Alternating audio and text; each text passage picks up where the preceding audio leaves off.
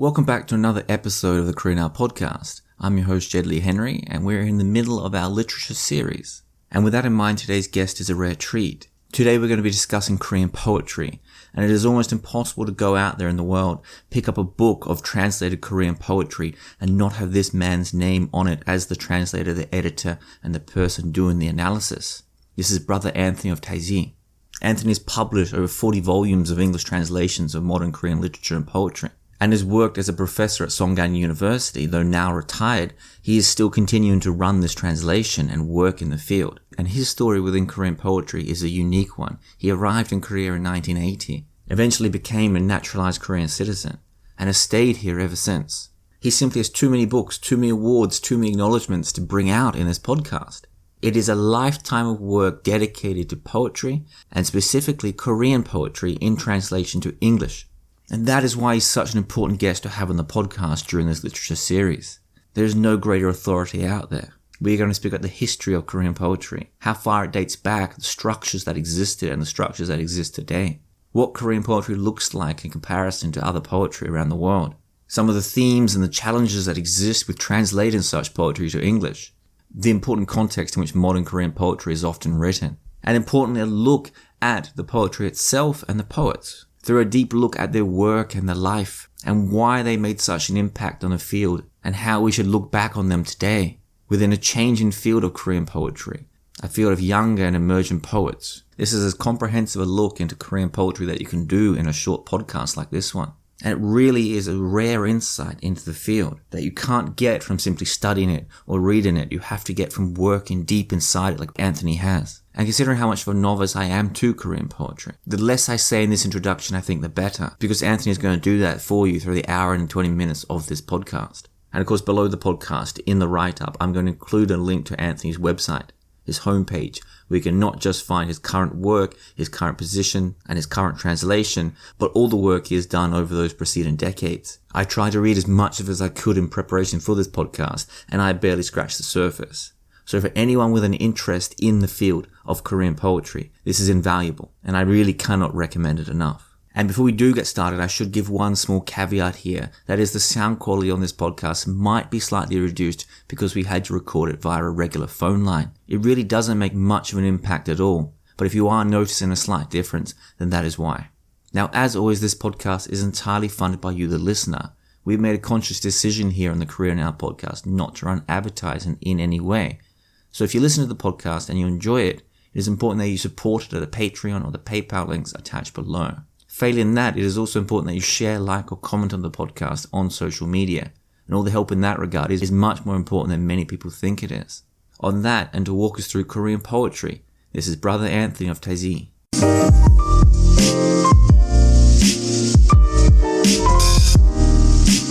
Brother Anthony of Taizé, welcome to the Korean Now podcast. Good, thank you. So it's a real pleasure to get you on the podcast, and real pleasure was for you to introduce me to some of your works throughout the week. And I spent as much time in poetry and Korean poetry as I've ever spent in my life. It was really interesting. But I'm going to start with yourself and with your story of how you found yourself in Korea. And I might start with a quote which I did find on your website. And you wrote this, and I quote here: "I began Korean life with a massacre and a coup d'etat." And that is an interesting moment that you must have arrived in this country. So I might get to introduce yourself and just what that time in Korean life was like when you first arrived. Yes, well, it's a long time ago, 1980, half a lifetime away. I arrived in Korea May 7, 1980, and of course then martial law was declared on the 17th, and the events in Gwangju began on the 18th. I came to Korea as a member of our community in Taizé in France, and invited by Cardinal Kim, the Archbishop of Seoul. And so I arrived from Hong Kong. I'd been waiting in Hong Kong for a visa. And really, I'd met a few people who had visited Korea before, but really this was unknown territory. I knew that, it had been under Pak Jong-hee, the dictatorship and the crackdowns, the arrests and everything. I knew about that, A harsh dictatorship was well known, but what it was like, you have to arrive and start eating the food and meeting the people. So that was what happened in May 1980. And Not speaking not a word of Korean. And how did you get from that moment arriving here to the study of Korean poetry? How was it that you found yourself there? Was it the context itself that was so appealing, that sort of drawn you to it? It seems that context matters a lot in Korean poetry. Well, when I was a student, I was 9 years a student studying medieval literature, French, German, English, whatever, in England. And so there was an interest in literature anyway, and that literature was mostly poetry. And then joining the community in Taizé in 1969, after that, I did some translations of fairly poetic, either spiritual poetic or actual poetic texts written in French by some of our brothers. And so I was already into, poetic translation before then I came eastward. And then I more or less, rather less than more, studied Korean. I was nearly 40, and so I was studying at Yonsei in the morning every day, and then coming to Sogang University to teach French, which I taught in English because I didn't know any Korean, in the afternoon. So I didn't really have much time to do homework. And also when you're 40, you don't really manage to acquire vocabulary very well. I never did, even as a child. It was the hardest thing about French and German was learning the words. And yet, despite that, you chose to become a prolific translator of Korean poetry. So how does it come from that difficulty with the language to spend so much time translating the language? Well, you see, yes, I started, I suppose, I'm not quite sure when I started translating. It must have been somewhere around 88, the Olympics, must have been around that time.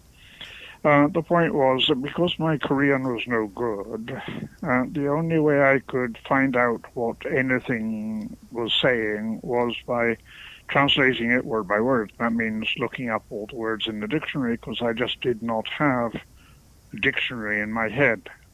For French, well, I'm almost bilingual. I have the French dictionary in my head. I'd learned as a child. German, to some extent, I've forgotten that I never used it. But Korean just wasn't staying. And all these words in Korean, they all sound the same. Because they're Chinese characters, and you have 20, 30, 40 Chinese characters all pronounced the same. And of course in Korean you don't have tones like in Chinese to help distinguish. So I did not have fluent Korean reading skills. And although my eyes had to some extent got used to looking at Hangul, that was always also a challenge, because my eyes were more used to reading medieval manuscripts than Hangul.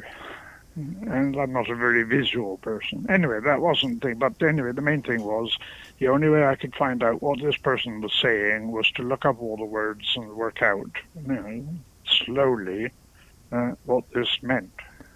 So throughout my week of deep study of Korean poetry, as much as I could, what you just said there about all Korean words sound the same, they all end with das and ahs and this kind of thing. And through reading it, I didn't find a lot of rhymes or rhythms in this poetry. It seemed a lot of free form. So is Korean, is it free form? Well, it has to be, because Korean is what they call polysyllabic agglutinating language. You just add all these syllables and they don't have rhythm. And as you say, every verb ends in da or ka or whatever.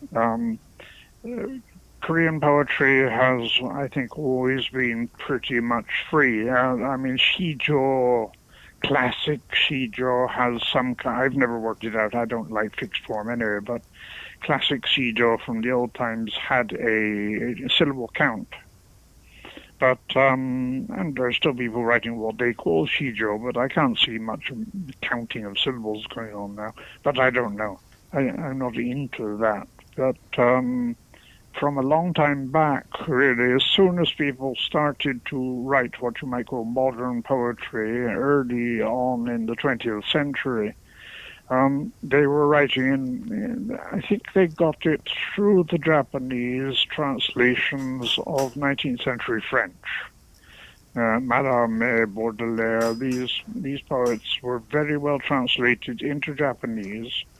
And then you also had one or two very talented Koreans translating the Japanese into Korean.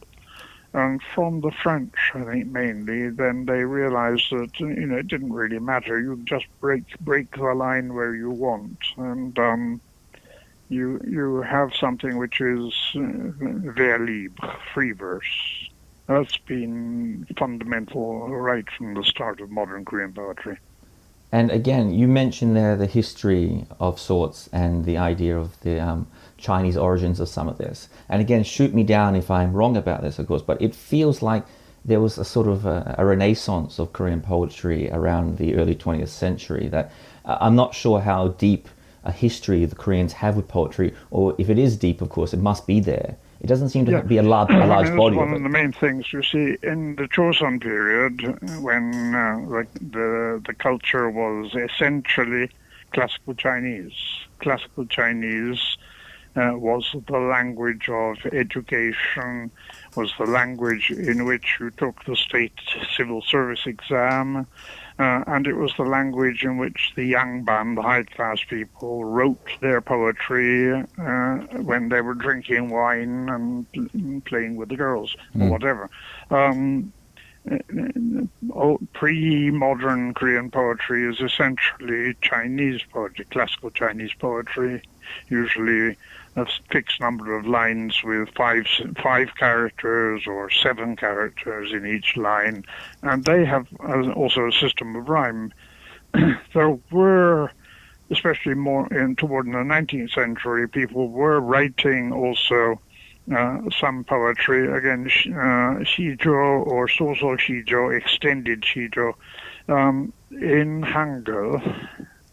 But of course, the main thing, if you're looking at history of Korean literature, is that nobody can read, almost nobody today can read classical Chinese in Korea. And in fact, the Korean language, too, written in Hangul, has changed enormously since the early 20th century. From the late 19th to the early 20th century, because at that time they started using Hangul, they had started having newspapers and modern education, and there was all of this was done in Hangul, but the grammar that they were using changed very much between sort of 1890 and 1920. And the early stuff is quite incomprehensible. So that, the result, if we're talking about literary history, is that there isn't one. In Korea, in England, we have Beowulf and Chaucer and Shakespeare and Milton, and we read them all, more or less as they wrote. But Korean literature doesn't have a canon like that. It's just inaccessible. For most people, Korean poetry begins in 1925 with Kim So-wol, Chindalekot, and then with Manhae, Han Yong-un, Nimechimuk. Those 2 volumes of poetry, 1925-26, are the start of modern Korean poetry. And that brings me to another question here that I did begin to notice reading through poetry all this past week. There seems to be a couple of themes and certain types of imagery that does reappear. And one of them, as you mentioned there, seems to be a lot of this poetry focused around repression, authoritarianism, this idea of, I suppose, a democratization and a modernization movement. Is that central to a lot of Korean poetry, or was just the sample I got to? Well, it's partly my choices because I'm a little bit sort of radical and whatever.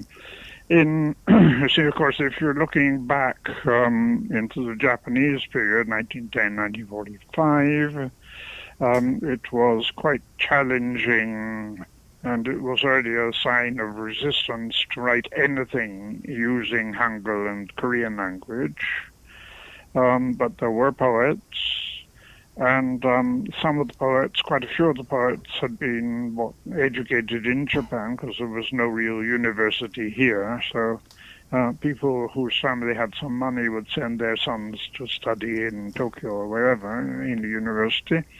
And a lot of those young students then came into contact with the nascent Communist Party socialist ideals that were spreading as a result of the Russian Revolution through China, Korea, and Japan, especially then from Japan. So that this is also one of the questions. You see, there were people in Korea in the 1930s, say, who wanted to express opposition to Japan, but the censorship was so strong that they couldn't do it explicitly. It had to be coded. And for a lot of them, it was just too difficult. So it wasn't opposition. They wrote a poetry, which again, partly inspired by, say, 19th century French or even early 20th, a poetry of sorrow, resignation, virtual, dark stuff, dark poetry, poetry of despair, because they couldn't see a future.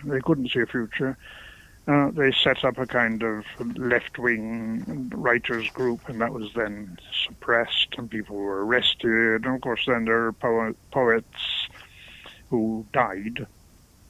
Dongju is the most famous one, but Iyuksa also. Several poets were imprisoned and died under the Japanese, either before or during the war.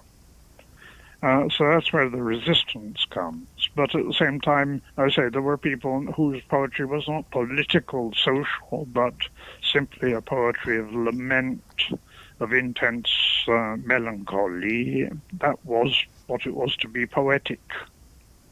And on the other side of that, if that was your radical instincts taking you towards those poems, another theme that seemed to come through as I was reading it was an awful lot of imagery of landscapes and nature and scenery and things like this.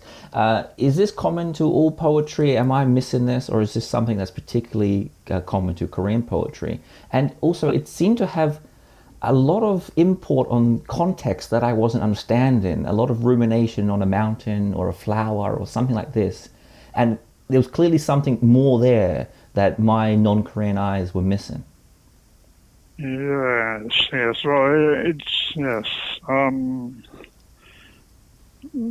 There's a famous poem by Kim So-wol, one of the founder there, about Sane, Kochi, Pine, which Koreans love when they set it to music and so on.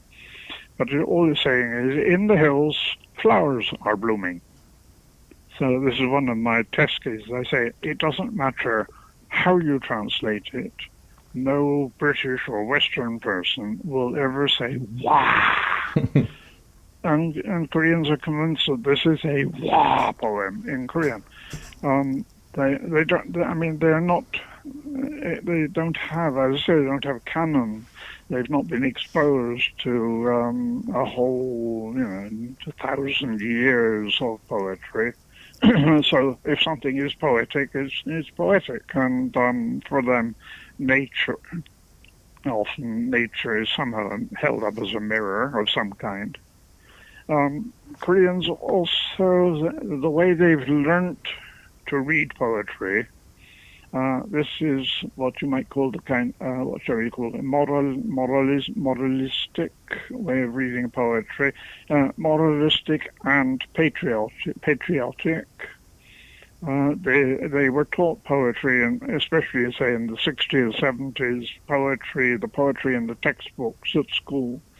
One thing was poetry from the Japanese period, where they were told the poet is resisting Japan and being nationalistic, patriotic. This poem is about Korea, not about a woman, not about a flower, or whatever. So they were often, it was often wrong or not very helpful, but this was how poetry was taught. And the other way poetry was presented in the school textbooks, I mean, this is poetry for kids, but these are by famous Korean poets, was that it conveyed wisdom about life. And that's a fundamental attitude, that the poetry, even if it's about a bird or a tree, is somehow about living open-eyed life and being, of course, I mean, it's a very ancient tradition. I mean, Taoism in China is the fountain of this. It's worth remembering that in Europe, in England, say, Wordsworth, I wandered lonely as a cloud, blah, blah, blah, and daffodils. Now, this is what, 1800. The Taoist discovered nature sometime around, 1000 BC? And union with nature was the essential destiny of the ideal man. And the earliest Chinese art is nature painting, mountains and rivers. The fundamental aesthetic of the Chinese tradition, which is also the Korean tradition, is rivers and mountains. Mountains as strength and rivers as mobility, what endures and what changes. And then you have things like the Four Noble Gentlemen, which are 4 different plants, which symbolize the qualities of the true gentleman. Things like this, the bamboo is upright but flexible, and so on. And these are always then not just for themselves, but as symbols of human moral qualities. For the gentleman. So what is it like to teach Korean poetry then? If Koreans are taught what to think about things, how is it to teach them poetry? I have to assume that to study literature, poetry, or anything really, you must have a critical mindset. And no, well, Koreans don't do critical. Well, neither do Japanese, and neither do Chinese. You're not allowed to be critical. You must say what you have been told, and you are told how to interpret this poem. I mean, in more modern schools, in places where teachers are a little bit more inventive, creative, they're a bit more honest, but Korean education is very authoritarian. And the examination is not how clever you are, but how well you reproduce what you have been taught. It's in the textbook. It must be true. So I wonder then how they treat you are a naturalized Korean now, but ostensibly a foreigner like yourself, taking their language and changing it, because as you write here, and I'm assuming this must be the case with translation of this kind, that once you get a Korean poem and turn it into English, it's no longer the same poem anymore. So how are you received in this field where you can't be critical and yet you are changing the language in some ways? Yeah, well, I mean, obviously, you see, Koreans want the poems that they have been told are wonderful. You see, again, they don't question it; they believe it. Whether it's it's always Chindaleko by Sowol. This is the poem, the Korean poem. They all tend. Chindalekot. Again, I say it doesn't matter how you translate it. Nobody is going to be taken by it. Not much. It doesn't say. It doesn't speak. It speaks to you because you have been told that it speaks to you in Korean, for a Korean. And there's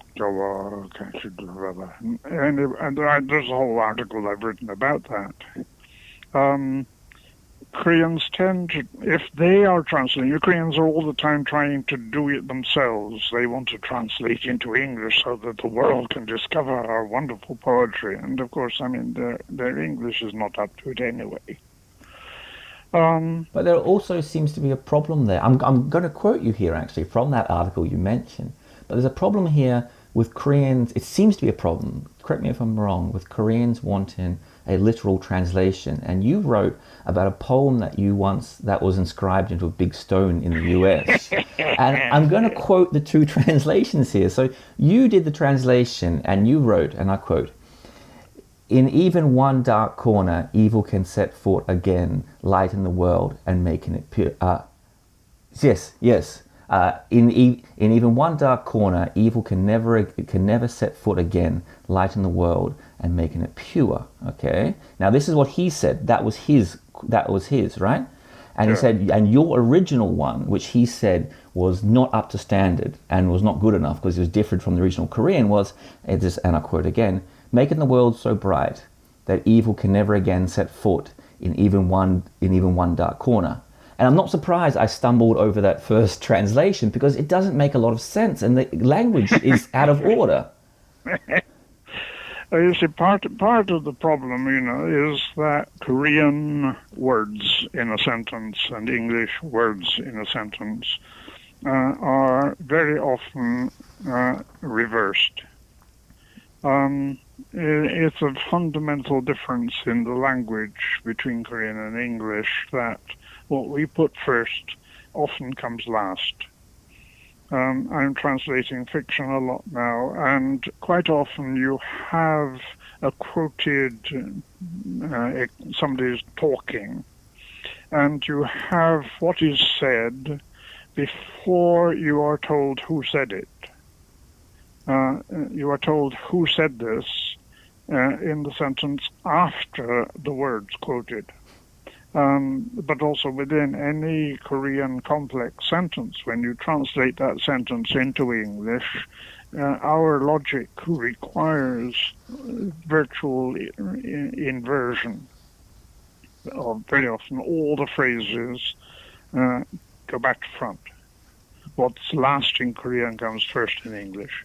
It's just the way language works. I mean, English values logic, and the English grammar structure is very much conditioned by logic. And the Korean far less. The Korean is much more sort of about stress and varying focus, whatever. So a Korean very often can't really deal with that difference. I mean, for us, it's sometimes very mysterious because in the absence of logic, how do you? Koreans have often said, well, we only understand about 80% of what we say to each other. And for us, that wouldn't do. So I wonder from that idea there of just how you see the broader context here, because it seems like context matters an awful lot in Korean poetry. And you read a couple of times, and I did see it a lot during my poetry reading throughout the week, that there are certain turns of phrase that I assume don't mean a lot to a modern audience, but mean so much back in the time. And the one that you mentioned, and it comes up as things like the Reds, the phrase the Reds. And it comes up through the poetry I was reading this week of someone saying, I am called a red, or he is a red. And you write, for most people listening, that won't mean very much. And yet in the poetry, it means that man has a death sentence now. So I wonder how that poetry of only a few decades ago connects with a modern audience, or can it? Yes, Koreans, of course, don't nowadays read so much poetry anyway. Well, who does? Nobody does.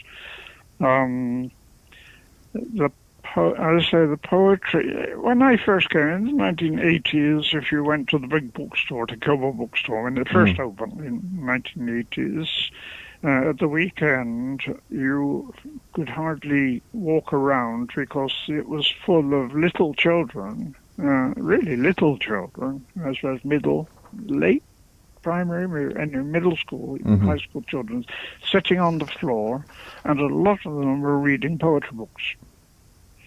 And as I said, I think the reason for that was that they had somehow understood that poetry tells you more truths about life than most other things. And the poets are often somehow freer, perhaps, than their teacher or their grandfather or whatever. And opening windows, as it were, onto life in a way that they're rather limited. You see, I mean, they're living in 1980s. A lot of people lived whole family in 2 rooms or even 1 room, and you had no free time, whatever. And life was rather narrow. Poetry also offered somehow not an escape, but I would say a broadening of understanding of life, even if it was quite simple stuff. And Korean poets, on the whole, at that time especially, were quite simple. You had most of the poets, especially the official poets, the approved poets, were mostly very more into aesthetics, symbolism. Sogang was at that time a very great name. You know, they kept saying, "Oh, he deserves the Nobel Prize." Well, yeah, but his poetry is not at all social, but it's very Korean, both in his use of language. He comes from Cholla, he comes from Gochang, which is also the home of Pansori, and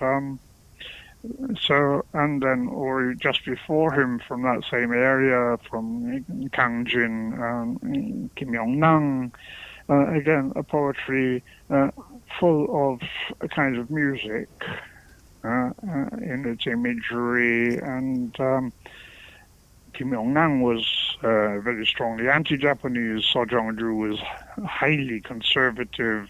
He had a complex about his rather less than high-class origins and so on. But anyway, it's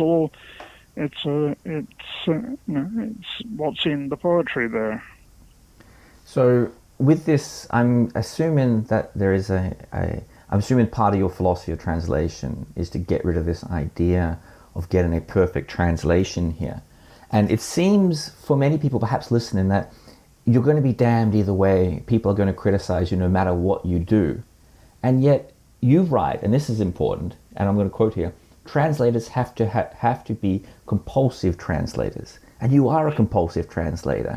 So what satisfaction does it come here? How meaningful, because this clearly is a hugely meaningful act. So I might get you to open that up a little bit for people and talk about the difficulties and the meaning that comes from it and the fun. Yeah.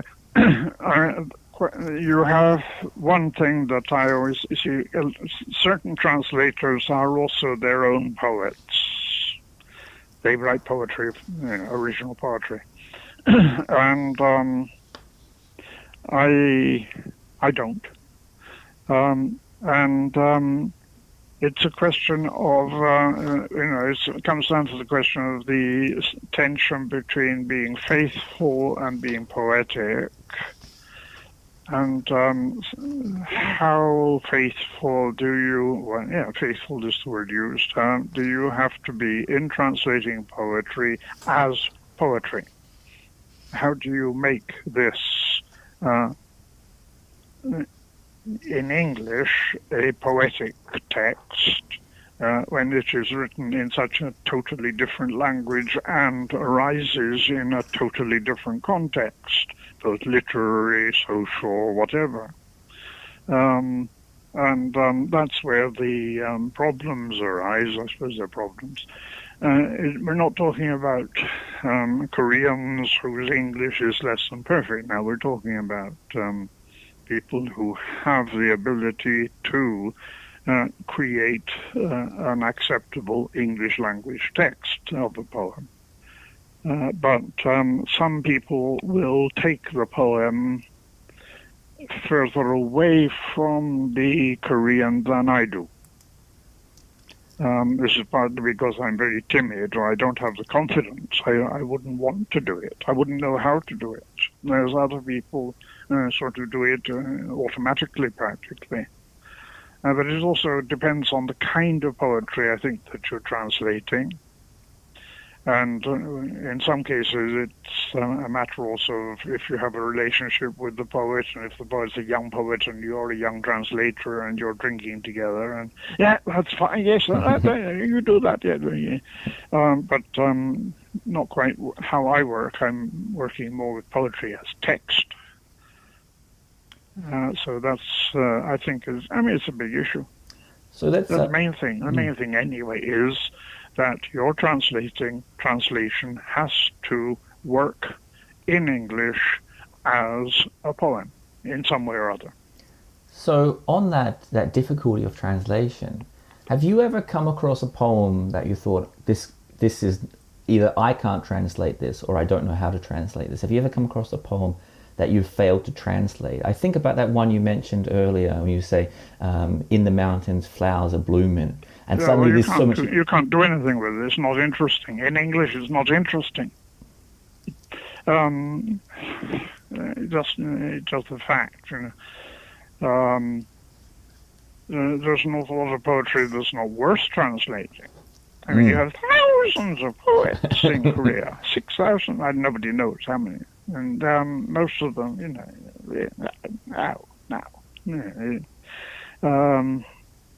it's unbelievable. I mean, there's a whole sociology of why people are writing poetry, publishing it at their own expense, and who reads it. Well, but that's another issue.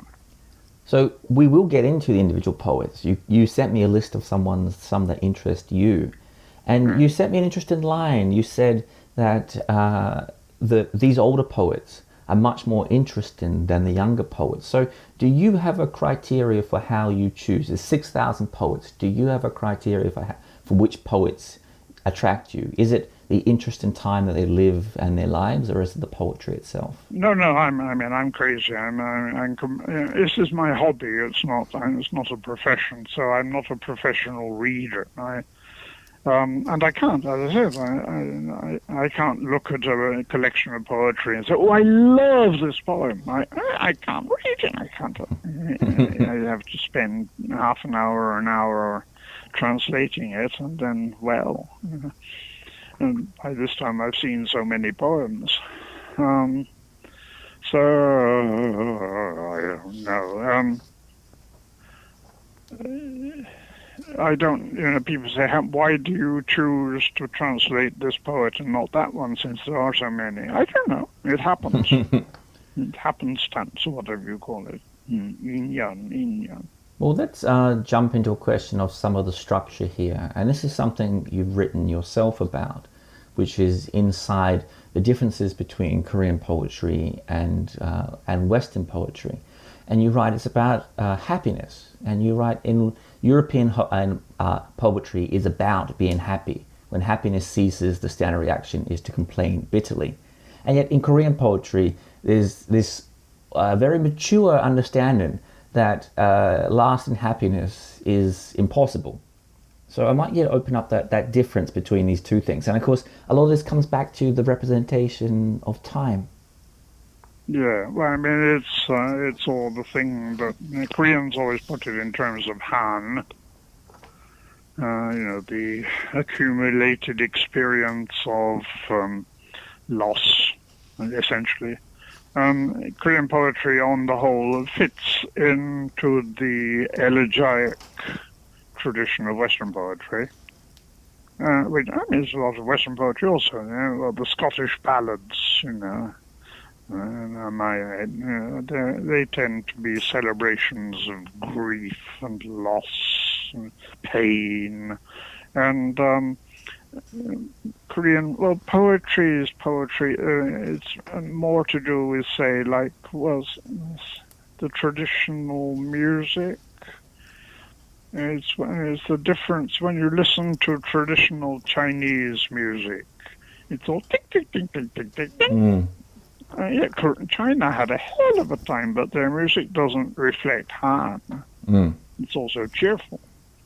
Whereas Namdo Minyo is full of Han. Is full of, it's all the wives of fishermen who have had 5 children, and then their husband doesn't come home after a storm, and they sit on the shore with the other widows. And but of course, then in the theory of Han, you have to go on to say, but Hun, which is the opposing, positive, vigorous, energetic, if you like, joy, is not necessarily cancelled by Han. You have to go on living. Life goes on, which is why a lot of Korean poetry or art or whatever is somehow an expression of that Korean word koredo, still, nonetheless. No matter what happens, you survive, and you have to survive and keep going and resisting just to be human, just managing to be human. So let's talk about that idea of resistance, and let's do it through some poets, and some poets that you mentioned to me during the week that you found quite interesting. So this slightly older generation of poets, and I might start with Song Hyung-dong, which is this poet. He's this activist that seems to spend most of his life getting arrested. And that Song Hyung-dong is one of the younger poets, although he must be in his 50s now, I think.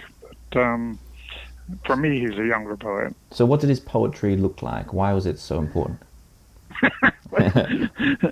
One of his poems is all about this wonderful day that he's very proud of. In one day, mostly in the mail, I think it was in the mail, when he came home in the evening from work. He's a building construction worker. When he came home, his wife gave him these 5 envelopes, 5 different police summonses for different demonstrations or activities that he had been engaged in. 5 summonses in one day. Is this a record? Should I tell Guinness Book of Records? He's fun. He's very militant. He's very much in the team of those who support.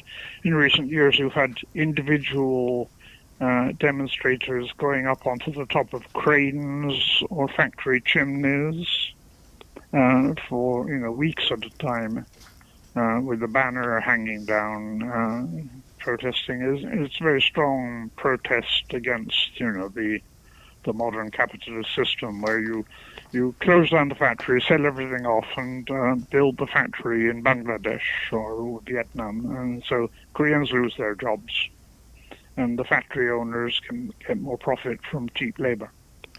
So the protest against this is part of a whole, global thing.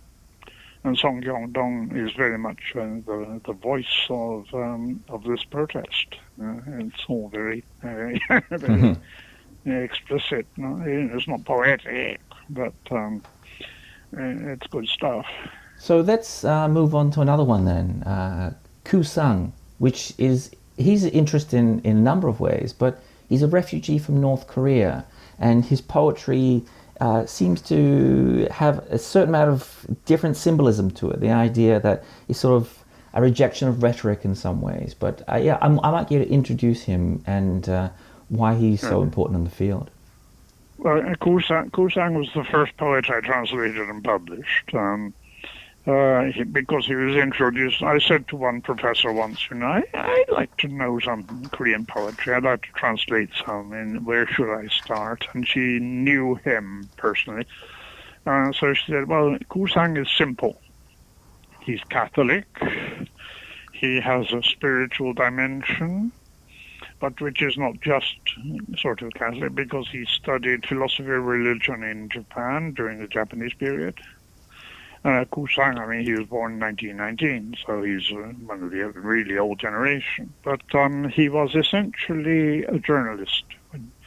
And after studying in Japan, he came back. He grew up in Wonsan, in Dogon, in North Korea. And so he came back and was a journalist, and then started writing poetry together with other people, young people like him, but in North Korea. And then they were going to publish their anthology, and by that time, whenever it was, 47, maybe, the party was already in control and set up sort of censorship stuff. And the party declared that the poems in this anthology had 5 different fundamental errors. So he understood that he had to leave North Korea within 3 hours, or he would be arrested, and that would be finished. So that's how he came south. He left his wife there, and then she came after him soon after. And his older brother was a Catholic priest in North Korea, and he was then executed at the start of the war, like all the other priests. And so Kusang came south as a journalist, essentially, and then writing poems. He wrote something critical of Syngman Rhee, which got him in prison in South Korea for a little while. But he was not really part of any Korean poetic tradition. When he was in Japan, I think he was particularly attracted by Japanese translations of Rilke. Rilke is a very important influence, I think, in Korea, as well as the French. So Rilke was his essential reference, poetry of imagery and spirituality, and so, but open-ended. So Kusang then, he was a good guy. He was very popular. His poems tended to be very spontaneous, simple stuff. Simple. Often, he wrote a huge series about being out in the garden or in the fields, Diary of the Fields. And then a whole series of poems about going out walking beside the Han River, which in those days was horribly polluted and stinking. And so the Han River, polluted like this, was a symbol of modern society, polluted by corruption and greed and whatever. And sometimes you have a crow cawing, and that's the satire of, that's the satirical voice, right? Criticizing. Not very helpful. So Kusang, and then he was a good guy. You saw him several times. We had a meal together. So and he was very popular. He was very popular because his poems were so simple. And I said they were about daily life and little things, seeing a bird, whatever, seeing a plant, and just somehow linking that to the art of living in this kind of society. Let's step it into another poet then, and a poet that you told me that this is one of your favorite poems from this particular poet. So Chong Sang-pyong. And so I might introduce him and the poem, of course, which you enjoy so much. And well, Chong Sang-pyong was for many, many years one of the top best-selling poets among the young people, among students, school children, and their parents. Chong Sang-pyong's poems, again, are very simple. But it's it's a huge chapter, because Chong Sang-pyong was eccentric. He was, in many ways, like a child. He never grew up, if you like, and he never had a job. He never had more than 10,000 won in his pocket in his life, or even not that much. And his story is, well, it's a long story, but he went to Seoul National University. At that time, that was the cheapest one, and he went there starting in the Korean War, during that war. And his main thing in life was friendship. He was very friendly. He was very sociable. He liked to drink and to smoke, and had a very loud laugh, which not always, Anyway, everybody noticed him. Everyone knew him, and he was very friendly. And then later on, when he was really, really broke with no job and nothing, his friends who had a little job of some kind, everybody was poor, but people would give him a 500 won or something. This was he was to say that was his taxes. But in 67, some of his university friends, people he knew, a lot of them were journalists and artists and so on. The people who at that time congregated in Myeongdong, in the cafes and bars in Myeongdong. Some of them went to Berlin and crossed over into East Berlin and knocked on the door of the North Korean embassy, saying they wanted to establish dialogue because Pak Chung-hee was only anti, and they said, we are one people, we must have dialogue.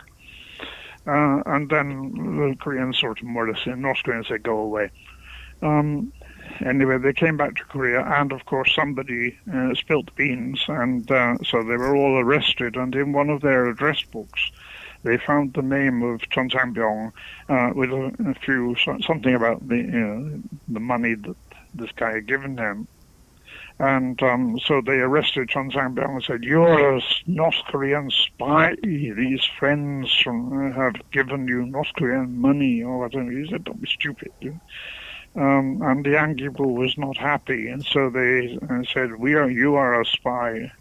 So actually they treated him more violently than they did the guys who'd been to the embassy, and they applied electric torture to his sensitive parts 2-3 times for no reason, just because he was a poor guy. He was a weak guy who was innocent. And so, and then 1970, he suddenly disappeared. He'd been writing poetry, and poems had been published in journals. That was what you did, and you got paid half whatever it was, Ocean or something. And so he suddenly disappeared. He'd been in prison for 6 months at that time before. He was seen around. He was looking very sick, and then he vanished, and nobody knew where he was. They thought he'd gone to Busan. Then his family in Busan said, where is he? Oh, we thought, And so they decided he must have died. And anyway, so they collected his poems from the magazines and published a volume, a sort of memorial volume. And when this volume was published, in a little article in the newspaper, and somebody phoned his brother and said, what's this about Chon Sang-byung being dead? He's not dead. He's here in the asylum. He had a breakdown, and he was brought in. The only thing he knew was his name and the fact that he was a poet. And so they didn't know who to contact. So that was the starting point. And then the sister of his friend then visited, and finally she agreed to sort of marry him, so he had someone looking after him. And then she opened a cafe in Sadong where I always used to go. I never met him. He died in 93. But the poem, which is called Back to Heaven, is a very fine. It's a very fine poem. It's a very short poem. It's a perfect poem in its kind. Do you want me to read it or say it? Yes, please do. Well, Korean as well? Okay, yes. If I can remember. Kwi-chun is the title. Kwi-chun, going back to heaven. Kwi is return to heaven. 나 하늘로 돌아가리라. 제법 빛과 닿으면 쓰러지는 이슬 도보로 손에 손을 잡고 나 하늘로 돌아가리라. 노빛 함께 단둘이서 기슭에서 놀다가 구름 손짓하면은 나 하늘로 돌아가리라. 아름다운 이 세상 속 끝나는 날 가서 다 왔더라고 말하리라. So back to heaven. I'll go back to heaven again, hand in hand with the dew that melts at the touch of the dawning day. I'll go back to heaven again, the dust together, just we two, at a sign from a cloud after playing on the slopes. I'll go back to heaven again.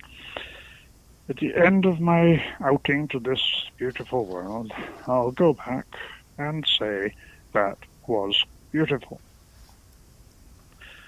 And what I always say, well, you see, this poem, you have to situate it in the context of Chan Sambyang's life. He wrote it in 1970 after the prison and the torture, and when he was really very, very sick. And in fact, he was down in Busan in his brother's house for 6 months, more or less just lying on the floor. Very sick. In fact, at that point, there was a Catholic priest who took one look at him and gave him emergency baptism. Thought he was dying. And, I mean, that's what it is. It's a poem written then by somebody who is at the gate of death. I'll go back to heaven again. I'm about to die.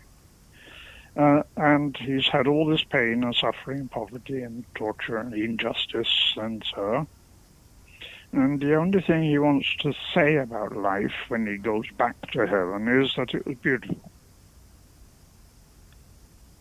So it's not just a poem, it's not just a text, because behind that text is this whole life story. And a wonderful example of Korean poetry, it seems, as well. That it's unusual because it is so patterned, with this repetition and the structure, Sebeok dawn, and then dusk in the second stage, and then back to eternity and so on. No, it's good. It's the only poem I know by heart. Well, I can't memorize. It was great. Just before we push on to a couple of final questions, there's one thing that was echoing a little bit in my ears reading this week, and you poked me towards it in your messages during the week, and that is, there seems to be a very real absence of female Korean poets. Oh dear, no. There's lots of them, but I'm a very naughty guy. I just never got round to. Well, this year actually I did publish one, Yuan Jin. That was published in the States this year. But of course, with all the lockdown, nobody's ever. I still have my copies here to send to friends when the mail starts again. But Yuan Jin is my age, so she's a senior poet. And she's better known, I think, actually, as an essayist and a novelist. She was a professor in Seoul there. She's from Andong. She's rooted in old Yangban culture, and she's Catholic. And she published quite a lot of poetry. And some years ago, somebody said I should do that. So that's been published. But I say she's not really my favorite poet. It doesn't speak to me very much. But anyway, that's one female.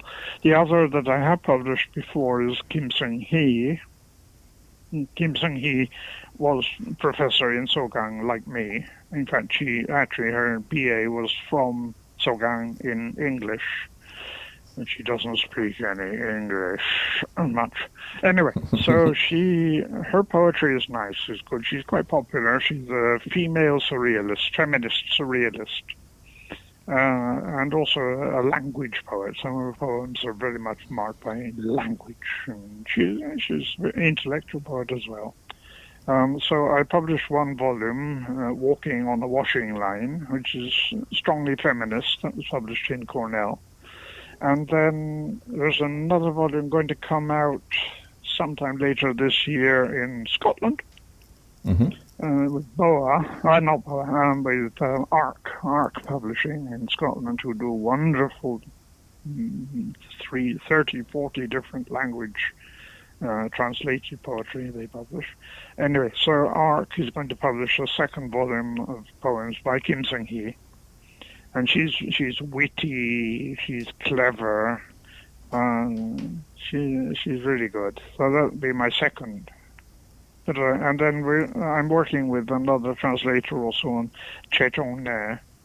And Che Chong-ne also, Che Chong-ne knows a bit more English than Kim Seung-hee. She was in University of East Anglia for a time as writer in residence. And she's also quite, she's a bit challenging. It's not easy poetry, but younger writers today are not writing easy poetry. They're not like Hu Sang or Chen Sang-byung, or even like Song Kyung-dong.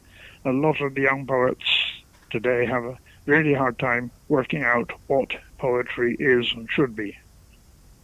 So from that, I'm going to ask a couple of final questions here, and these are interesting things that I found through some of your own personal writings, which I found quite interesting. And you mentioned Sogang University there. So you wrote a piece about the future of teaching literature and the humanities in general.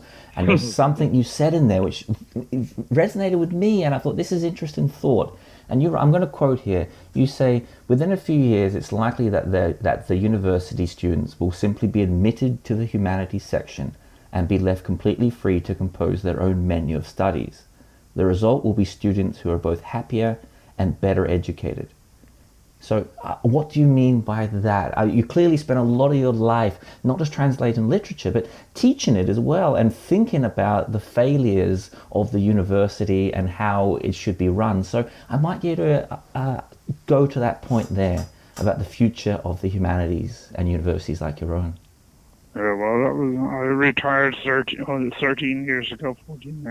I forget a lot. The humanities are, as always, in crisis, and especially in the United States or in England, not quite clear that, everybody wants the university to be a kind of training place for businessmen. And humanities, philosophy, religion, they don't help you get a job. So I really can't remember what I was thinking about when I wrote that. But there is every reason, especially after now, after the lockdown or whatever, to be seriously concerned about the future of the university and the availability in time to come of courses about literature.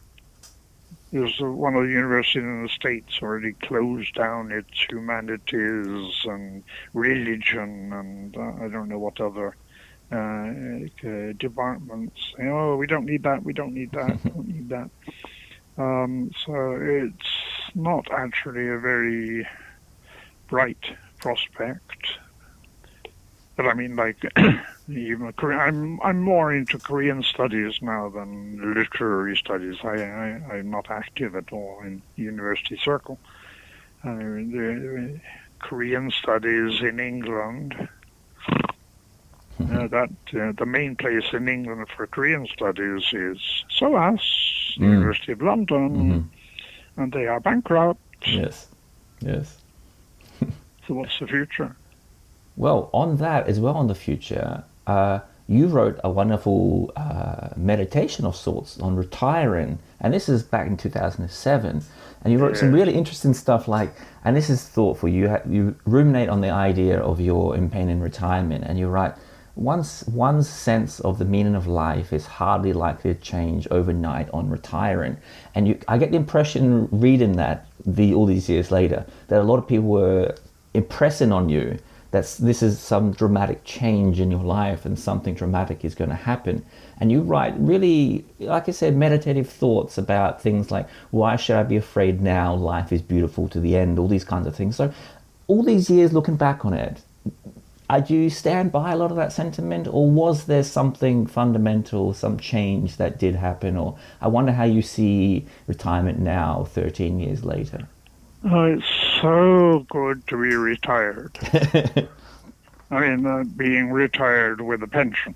Thank you very much. I taught for over 20 years. I have a pension. I mean, money counts. Mm-hmm.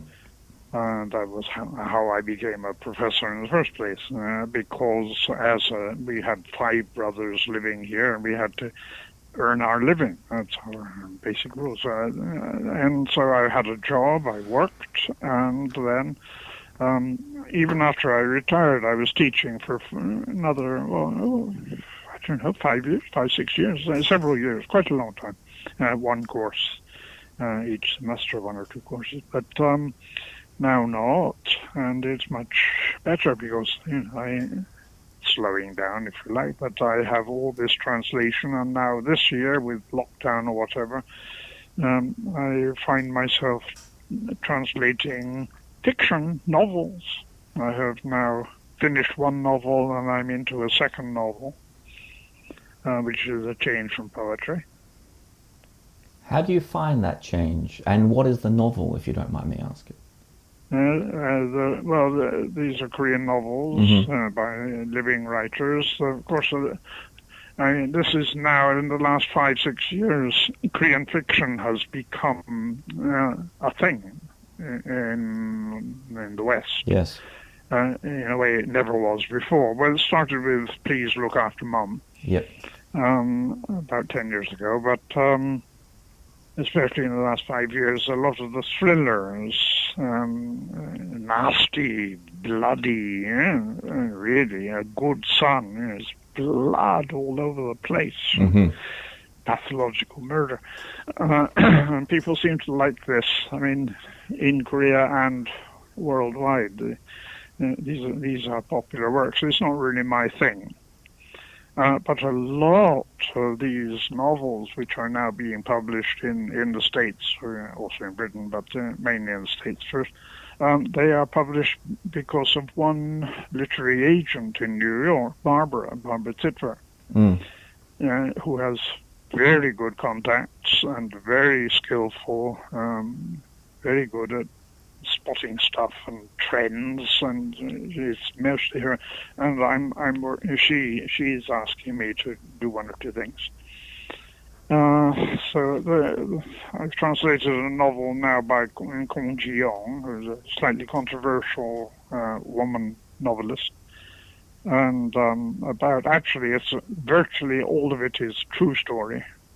It's about a monk in the monastery at Weguan, who has a sort of affair with a woman, but then doesn't. But it also involves a very long account by an elderly monk of his captivity in the camp at Oksadok upon the Yalu River during the Korean War, when the German monks who were up near Wonsan were put in this camp with the sisters, German sisters, for about 4 years. And I actually knew some of them, and they came back to Korea, and as very old monks, I met them at Weguan. And the other thing in this novel is told twice, once by an old woman and then by the captain of the ship, is the Hungnam evacuation. Oh, yes. And the grandmother of this monk was on that ship, the ship which sailed from Hungnam with 14,000 civilian refugees packed in the holds for 3-4 days. And simply because the captain, seeing all the refugees standing in the freezing cold on the docks, they let them on board, let them come. And that captain, you see, after that, saving these, and when they opened the holds, and terrified after 4 days of journey on the sea, 14,000 people, nobody had died. And 5 babies had been born.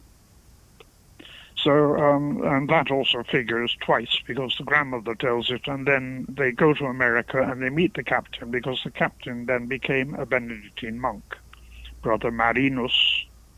And in the novel, he appears. So it's all real. It's very interesting because, anyway, that's what I'm doing now. Well, as a final question then, yes, Korean literature is certainly having its moment in the world. It's very hard to deny that. I wonder how you see Korean poetry. Is that having a renaissance abroad in English translation? Is it growing? I suppose the question I'm trying to ask is, what do you see as I the mean, future here? poetry doesn't. I mean, poetry doesn't figure. Poetry doesn't sell. Poetry is really the loser in all this. It's all fiction. It's all fiction. The poetry on the whole, see, I publish. I can't even get published by a very famous poetry press. Korean poetry doesn't have much of an image. Well, there was Ko-un, but Ko-un, okay, he was published first in the States and then also by Blood Axe in England. But then there was this incident. He was accused by Me Too, and this becomes a poet who's accused by Me Too becomes a hot potato. Don't want that. So no more Ko-un. Yes. But they're not running around looking for other Korean poets. And you can understand, because a lot of Korean poetry is not, if you like, interesting.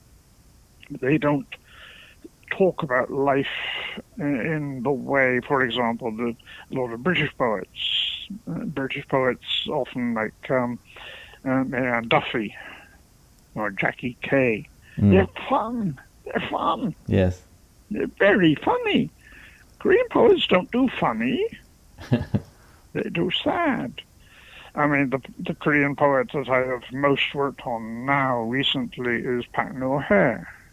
Which is another great story. Park No-hae, who was a worker in the 1980s, who published Northern Isebyok, Dawn of Labor, and the police were after him for 6 years before they caught him, because nobody knew who he was, because his name wasn't a name. It was Nodong Hebang, Workers' Liberation. It was a pseudonym.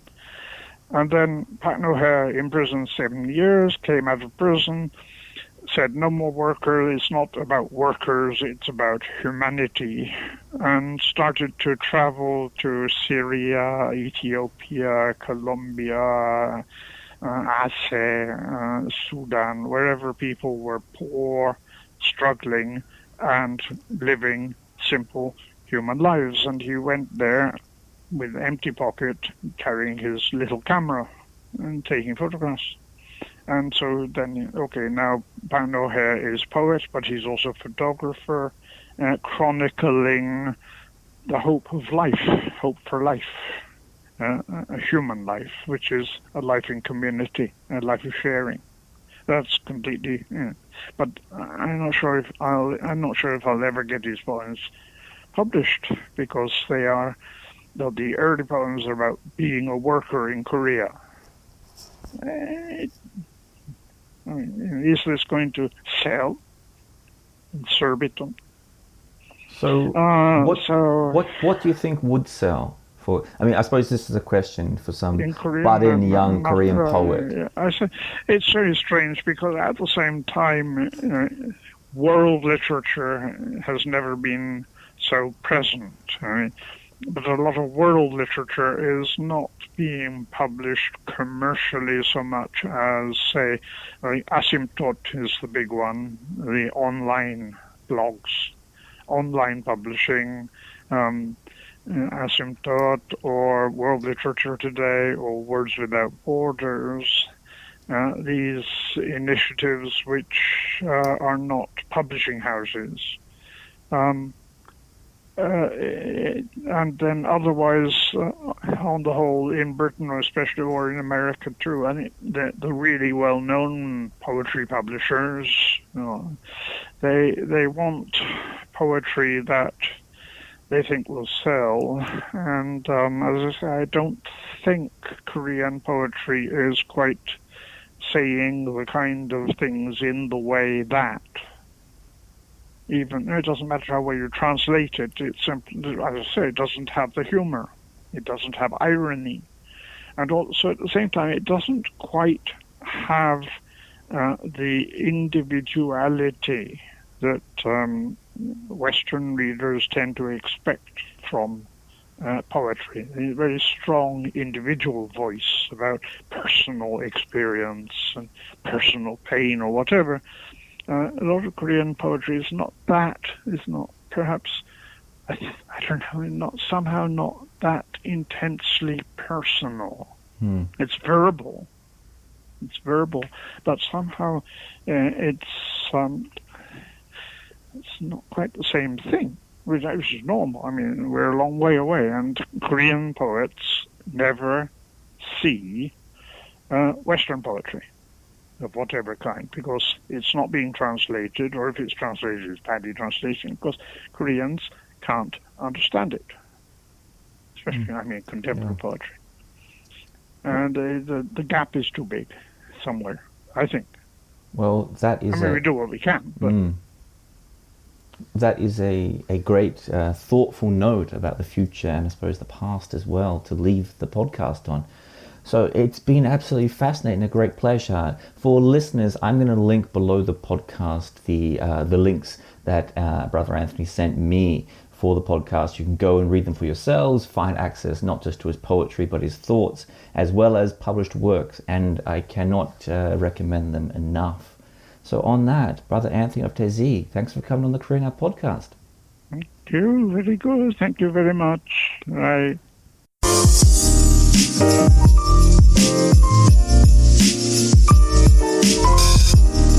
Thank you for listening to this episode of the podcast. I really hope you enjoyed it. This is just a final reminder that we've made a conscious decision here on the Korean Out podcast not to run advertising. And so the podcast is entirely funded by you, the listener. So if you do want it to continue, please consider supporting the podcast at the PayPal or Patreon links attached below. Or importantly, you can share, like, or comment on the podcast across social media. And on that, I hope to see you again for the next episode. Thanks again for listening.